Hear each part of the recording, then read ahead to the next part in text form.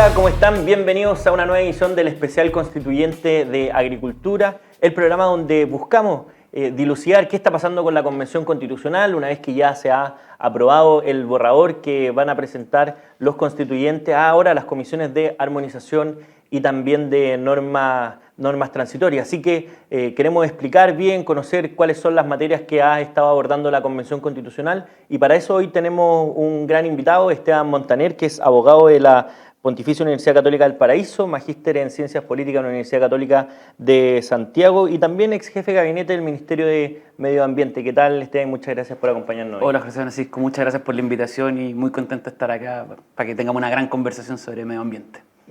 Bueno, partamos un poco desde lo general, porque la discusión en torno al medio ambiente es una discusión que se ha instalado, pero no se había instalado de forma tan sostenida en el debate público, sino que a raíz del 18 de octubre, obviamente antes también sí habíamos adaptado nuestra institucionalidad con los tribunales, con el ministerio, con ciertas políticas públicas, pero como que pareciera que hoy día se está dando otro paso bastante diferente al punto de llegar a, por ejemplo, regular o materializar los derechos de la naturaleza. Entonces, desde un punto de vista general, ¿cómo te parece que se ha abordado la materia de medio ambiente en la Convención Constitucional? Perfecto. Mira, primero para que entendamos cómo funciona nuestra institucionalidad ambiental y cómo se ha desarrollado el derecho ambiental en Chile, hay que hacer un poco de historia.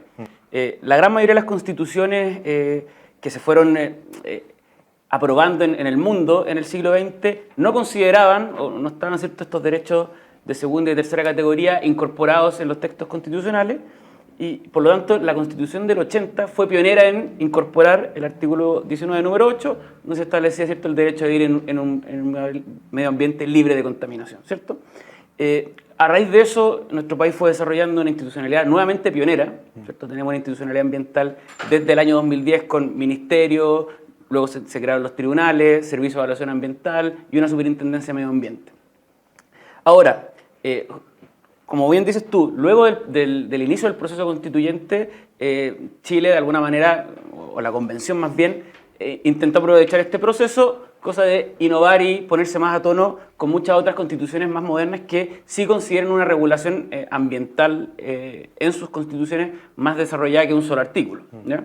Pero hemos llegado, y eso como en casi todas las áreas, en las distintas discusiones que probablemente tú has tenido en este programa, a una constitución más bien maximalista en materia ambiental también. O sea, Chile, más allá de ser un Estado, ¿cierto?, plurinacional, es también un Estado, hoy día se define, ¿cierto?, oceánico, un Estado ecológico, y eso, como además de los principios generales, se ve a lo largo de todo el texto constitucional.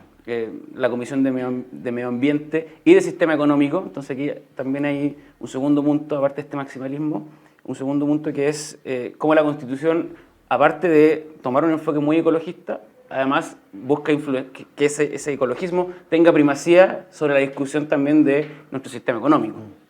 Y hay una de las cosas que discutíamos y comentábamos como en la tramitación de la Comisión de Medio Ambiente y Sistema o Modelo Económico, es que muchas de estas normas fueron rechazadas de plano en el primer informe que presentaban desde la Comisión. Y esta primera aproximación siempre era rechazada y después volvía a través, un poco modificada, algunas veces no tanto, pero volvía después al Pleno. ¿Qué te parece?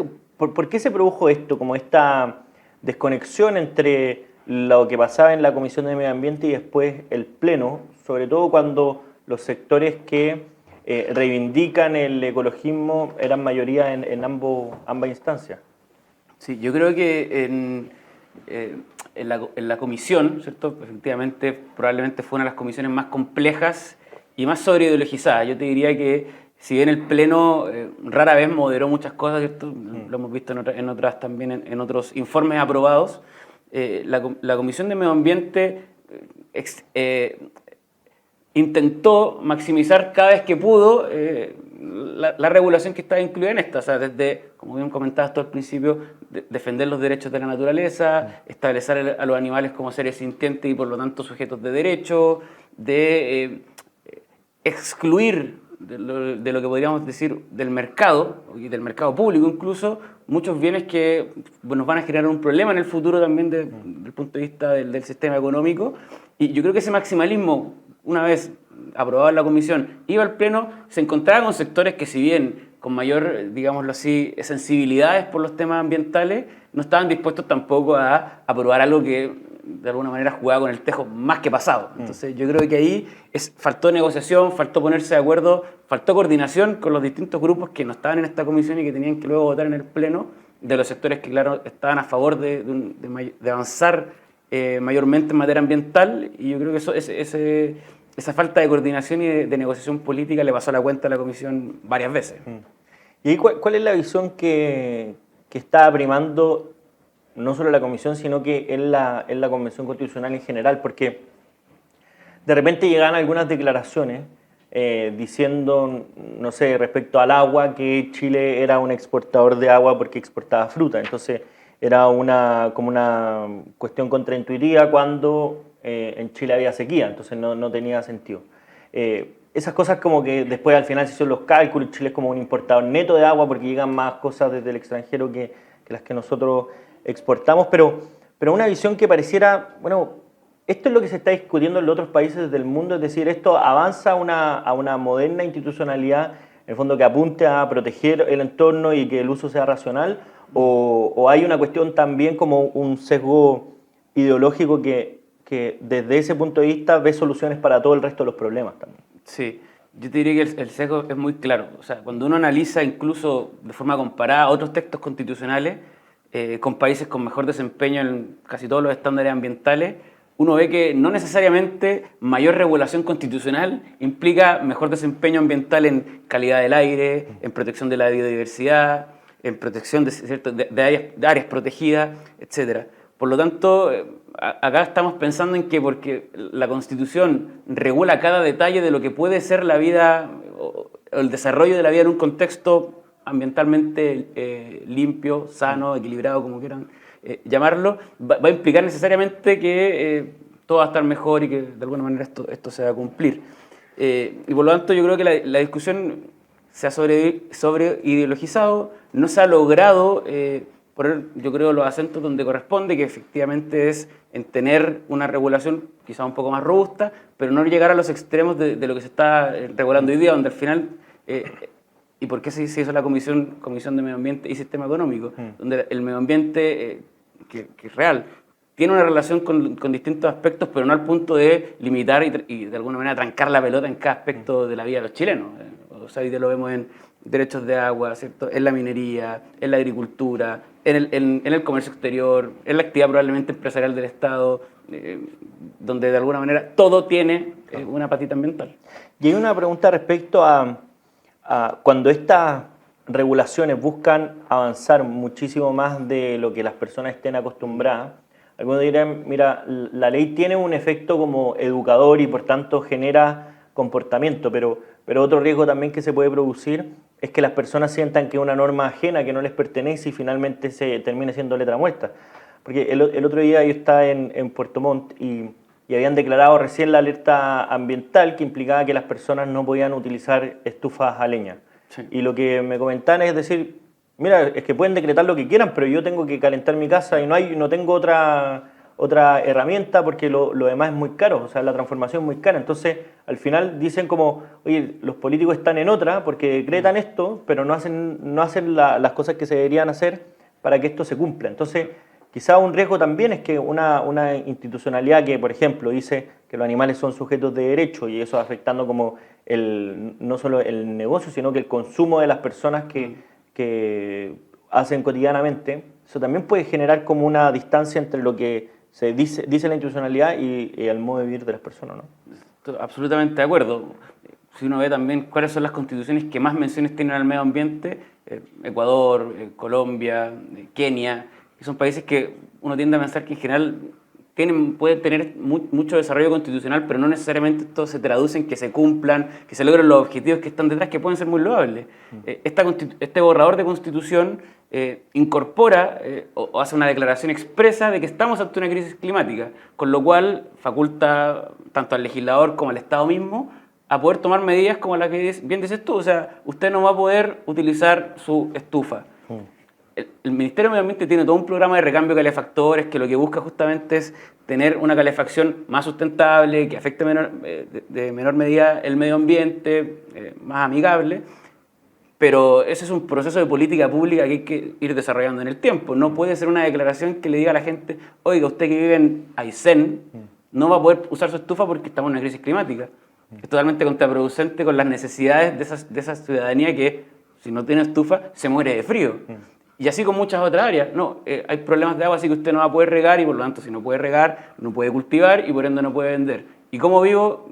Es que ese es otro problema. Entonces, primero, una cosa es que la regulación ambiental a nivel constitucional suceda en la práctica y que se cumplan sus objetivos, y también es que la gente la cumpla, porque al final del día esto pareciera ser que con puras declaraciones voluntaristas que están en el texto, la gente va a cambiar culturalmente y se va a adaptar de mejor manera y va a proteger más el medio ambiente. Y desde ese punto de vista, entrando como en la discusión constitucional propiamente tal, ¿cuál te parece que son los puntos más álgidos que ha tramitado la convención y que finalmente están plasmados en el borrador? Sí, yo te diría que uno de los principales problemas que veo yo es esta declaración de bienes comunes naturales que existe, que va obviamente de la mano con los derechos de la naturaleza, en que se excluyen absolutamente del derecho de propiedad, aunque sea un derecho de propiedad especial y regulado, ciertos bienes que son básicos también para el desarrollo de la ciudadanía en general y el desarrollo económico del país. Yo estoy de acuerdo en que quizá a la actual regulación que tenemos hoy día de derechos de agua hay que hacerle modificaciones, hay que abrirnos a discutirlo, y el Código de Agua sabemos que ha estado múltiples veces en la palestra de la discusión, pero hoy día al decir que el agua es un bien inapropiable y que solamente se va a poder utilizar por lo que podría ser un permiso administrativo que es esencialmente revocable, ¿no? ¿Qué certeza tiene un agricultor que no va a estar utilizando agua para regar, ¿cierto?, su producción? Le van a decir, no, es que usted ya, esto no es de interés público porque lo que usted hace es para ganar dinero usted, le cortamos el derecho. O sea, ¿qué certezas hay respecto a la utilización de esos recursos? Y eso también se traduce en otras áreas como la minería. O sea, hoy día también son permisos revocables, esencialmente revocables, los que están de las concesiones para explorar y explotar. ¿Qué certeza tiene un inversionista extranjero luego que va a querer venir a explotar a Chile, donde le pueden revocar su permiso por la sola decisión de un burócrata, de un político, ¿cierto?, de turno? Entonces, ese tipo de cosas desde el punto de vista del desarrollo económico me parece muy preocupante. Otro elemento es, al extraer todo de la propiedad privada también y ponerlo bajo el alero estatal, digámoslo así, se piensa que por eso se va a proteger más, la gente lo va a cuidar más, el Estado tiene el deber de garantizar el cuidado de áreas protegidas, que está bien que lo tenga, e idealmente el proyecto de servicio de áreas protegidas se aprobara en el Congreso, lleva 10 años ahí, pero eso no garantiza necesariamente que eso vaya a ocurrir. O sea, por lo general, los números te lo van mostrando, la gente es más cuidadosa cuando tiene propiedad sobre algo. Lo mismo, excluir de la propiedad privada, por ejemplo, humedales o áreas protegidas que hoy día los privados pueden cuidar. O sea, puede generarse al final un comité de administración de esa área protegida, que los privados lo cuidan, lo administran, probablemente en algunos casos cobrarán entrada para el acceso, en otros casos es liberado, etc. Pero se ha demostrado que es mucho más eficiente que el Estado se haga cargo de todo y que la gente, por el simple hecho de decir que es común y el Estado está a cargo, se va a cuidar. Entonces, ese tipo de elementos me parece que van contra los objetivos que, digo, pueden ser loables de proteger nuestras áreas protegidas, de que efectivamente el sistema productivo sea más sustentable. Yo creo que van absolutamente el sentido práctico de estas normas va en el sentido contrario, no va a lograr ese objetivo. Y ahí cuando veíamos en la discusión en la comisión, uno de los conceptos que después fue muy utilizado es que apareció el concepto de decrecimiento económico. Y a mí personalmente me había tocado escucharlo muy poco, pero ahí era como el gran tema del inicio de la discusión en la Comisión de Medio Ambiente.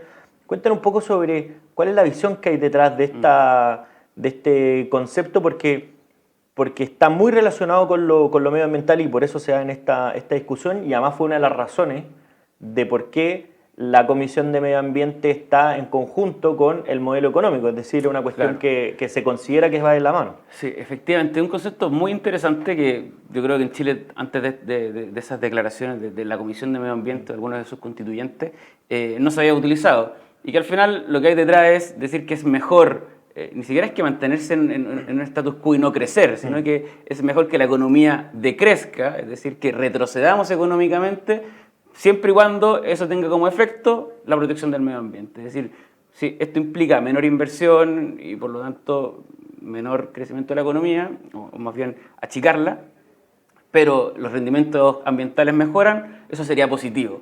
Ahora, claro, y yo entiendo que por eso obviamente la Comisión de Medio Ambiente está con la de Sistema Económico. Ahora, claro, yo creo que también hay que ser sincero con las personas y decirle que eso implica menor cantidad de puestos de trabajo, menores remuneraciones, y tiendo a pensar que lo que ocurrió el 18 de octubre, que de alguna manera desencadenó, ¿cierto?, todo este proceso, luego con el acuerdo del 15 de noviembre, era justamente mejorar las condiciones de vida de las personas. Las personas querían vivir mejor. Y aunque suene mundano, eso implica mayores recursos para las familias, mejores empleos, mayor inversión. Y por lo tanto, la idea de crecimiento va totalmente en contra de eso que se expresó, ¿cierto?, en octubre. Y otros países te lo demuestran. O sea, se puede tener un desarrollo económico sustentable, un desarrollo económico amigable con el medio ambiente, respetuoso de la biodiversidad, de las áreas protegidas, del cuidado del aire, de las aguas, etc. Y al mismo tiempo generar crecimiento económico. Implica cambios culturales, implica hacer mejores regulaciones, no necesariamente más estrictas, mejores regulaciones, tener un sistema de control, tener tribunales, y Chile iba avanzando en ese camino. Y esto va en un sentido opuesto.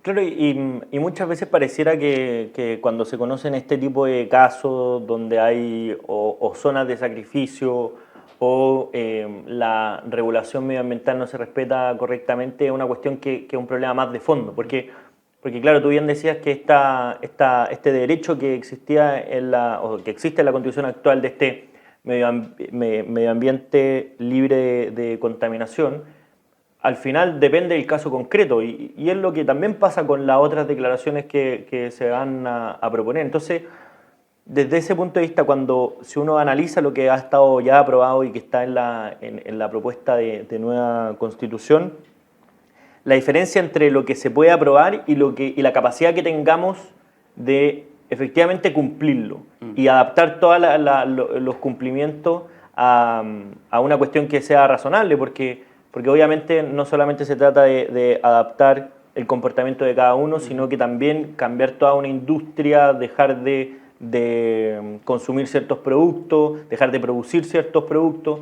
y eso evidentemente altera la cotidianidad de los chilenos. Sí, no, es muy difícil porque esta constitución, este borrador de constitución, tanto en medio ambiente como en otras secciones, genera también nuevos organismos y nueva burocracia que hay que crear y echar a andar también para que esto vaya funcionando. O sea, se crea, ¿cierto?, la Agencia Nacional de Aguas para el manejo del agua. Esta a su vez puede tener consejos de cuencas. O sea, hay una institucionalidad ambiental nueva que hay que crear. También se mandata la creación de un servicio de áreas protegidas, de biodiversidad, etc. Por lo tanto, primero hay que ver cómo echamos a andar esa nueva institucionalidad, esa nueva estructura, para que esto vaya funcionando. El desarrollo legislativo va a tener que existir. Por lo tanto, yo veo bien difícil que esto pueda andar primero en el corto plazo. Me parece que requiere cambios sustantivos, y probablemente más allá de que esto se apruebe o se rechace, Chile tiene que tener una discusión ambiental sincera de también hasta dónde estamos dispuestos a llegar y cómo lo vamos a hacer, porque al final yo creo que no sirve, y el objetivo no es que esto quede en declaraciones de principios que son impracticables, claro, que no es posible llevar en concreto. Y ahí, en esa cuestión, hay obviamente una de las cosas que se discutía también es que Chile en el contexto mundial, respecto, por ejemplo, al cambio climático, no es mucho lo que puede hacer porque somos un país chico que tiene poca población, y vemos, no sé, que tenemos el ejemplo de China, que crece y crece y contamina sin este tipo de regulaciones. Pero también hay una cuestión anterior, que es cómo las regulaciones o las exigencias, por ejemplo, que hacen los países más desarrollados en esta materia, que obviamente cumplen otros estándares, pero también porque tienen la capacidad ahora de cumplir otros estándares, cómo le fijan requisitos que a los países que están en desarrollo, que ellos no cumplieron o no se vieron en la obligación de cumplir. Es decir, ¿Cómo va, y esto es un tema mucho más general, pero cómo va esa relación entre el desarrollo humano o de la actividad humana versus el debido cuidado con la naturaleza, cuando obviamente la visión antropológica que existía en Occidente al menos era que la naturaleza estaba para servir a los hombres, y hoy día pareciera que es una cuestión que está cambiando ese paradigma? ¿Cómo conversa una y otra? Sí. A ver, yo creo primero que Chile ha sido bastante ambicioso en todas sus declaraciones y ha intentado avanzar desde el pequeño lugar que nos toca ocupar en el mundo hacia mejores estándares ambientales, ¿cierto? Está la ley de marco de cambio climático que logró sacar adelante el anterior gobierno y que va a tener que implementar está la NDC, ¿cierto? La declaración de Chile respecto de hasta cuándo vamos a lograr la carbono neutralidad.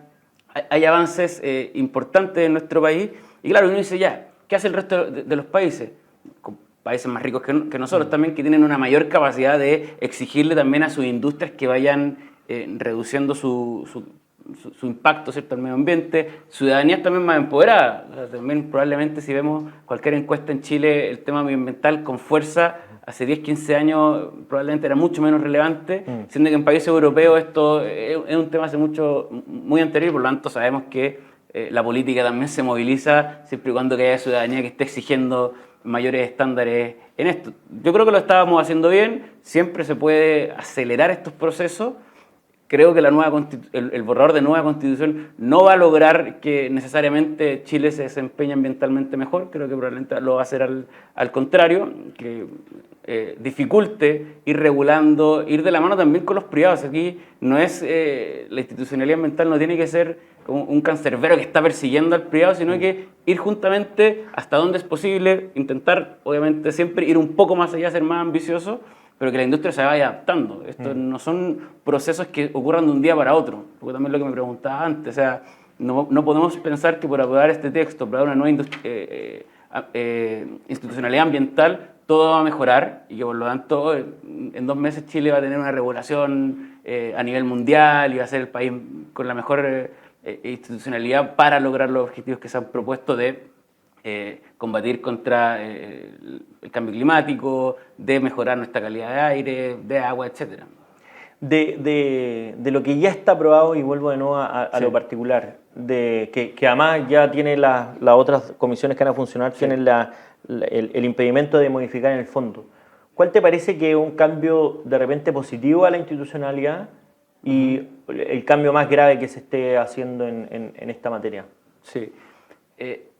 Creo que es positivo que ciertos principios ambientales se hayan reconocido. Que se diga que el Estado tiene el deber de proteger la naturaleza, me parece que es una declaración que el Estado tiene que hacer, que sea progresiva, es decir, que no estemos pensando en normativa luego que vaya atrás, ¿cierto?, sino que siempre vaya avanzando un poco más en términos de protección ambiental, que se considere la necesidad que el Estado garantice o busque evitar el daño ambiental o que también quienes lo causen mitiguen. Eso me parece del todo razonable que estén esos principios, que de alguna manera desarrollan también el principio del artículo 19, número 8 actual. Eso me parece bien. Ahora, vuelvo a lo que te decía antes, o sea, lo que más grave me parece es el atentado contra el derecho de propiedad que existe respecto de ciertos bienes hoy día llamados comunes naturales, y por lo tanto los efectos que esto va a tener en el sistema económico. Y no solamente estamos pensando en la gran empresa, o sea, el pequeño agricultor también va a tener problemas con el agua, la pequeña minería también, y eso se traduce en quien vende la fruta, o sea, va a haber un efecto de red de afectación por estar tocando este tipo de cosas. Porque además, como muchas partes de la Constitución, el tema plurinacional también tiene incidencia. Se reconoce el uso tradicional de ciertos pueblos originarios en algunas cuencas que por lo tanto nuevamente van a afectar a quienes estén cerca de esas cuencas. Eso me parece sumamente grave, peligroso y preocupante del borrador. Buenísimo, entonces vamos a estar muy atentos ahí a cómo que es la propuesta final de la Convención Constitucional. Esteban Montaner, abogado, magíster en Ciencias Políticas y ex jefe de gabinete en el Ministerio de Medio Ambiente. Muchas gracias por habernos acompañado. Muchas gracias, Francisco. Edición. Y muchas gracias a ustedes por la sintonía. Nosotros los esperamos en la próxima edición del Especial Constituyente. Que estén muy bien, nos vemos.